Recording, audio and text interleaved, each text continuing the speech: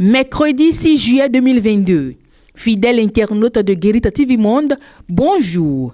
Le quotidien Matin Libre titre en manchette « Démocratie, bonne gouvernance, cohésion sociale, paix ». La thérapie du Dr Boni Yayi. Posologie à appliquer matin, midi et soir par les dirigeants.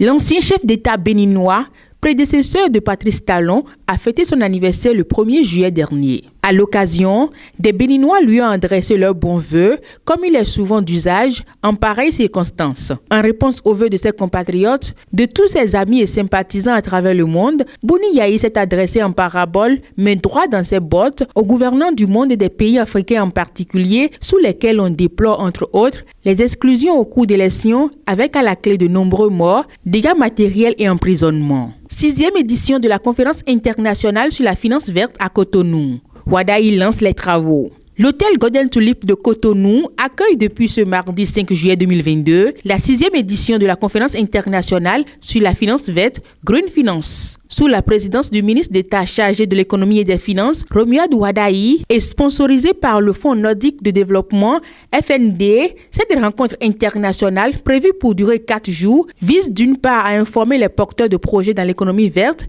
quant à la disponibilité des ressources nécessaires pour l'accompagnement de leurs projets et d'autre part à former les facilitateurs à ces ressources pour leur accès fiable et leur utilisation optimale. Atlantique, Borgou à Libori à Takura.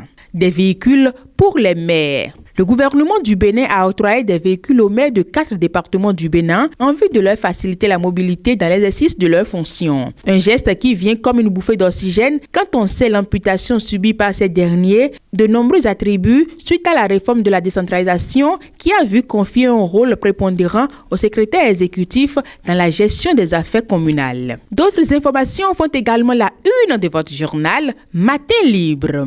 Nord-Bénin, une embuscade fait 2 morts. Une nouvelle attaque a fait 2 morts hier mardi 5 juillet 2022. Portés disparus depuis lundi dans une embuscade tendue par les terroristes, 2 agents de la police républicaine ont été retrouvés morts dans l'après-midi du mardi. La scène s'est produite dans les environs de Montsé, non loin du parc W. On poursuit cette rubrique sur Guérita TV Monde. Production de chaises, tables, emballages en plastique. Une nouvelle société béninoise s'installe à la GDIZ. L'information est à lire à la page 9 de votre journal Matin Libre. Programme Bread to Master Challenge Bénin. Sulus offre des opportunités aux startups et jeunes béninois. Et pour terminer, Bénin, de l'eau potable pour plus de 3 millions de personnes en milieu rural. Washington, 30 juin 2022. La Banque mondiale a approuvé aujourd'hui un financement additionnel de 250 millions de dollars de l'Association internationale de développement IDA pour permettre au Bénin de poursuivre son vaste programme d'accès à l'eau pour les habitants des zones rurales. Mesdames et messieurs, merci de nous avoir suivis et à demain.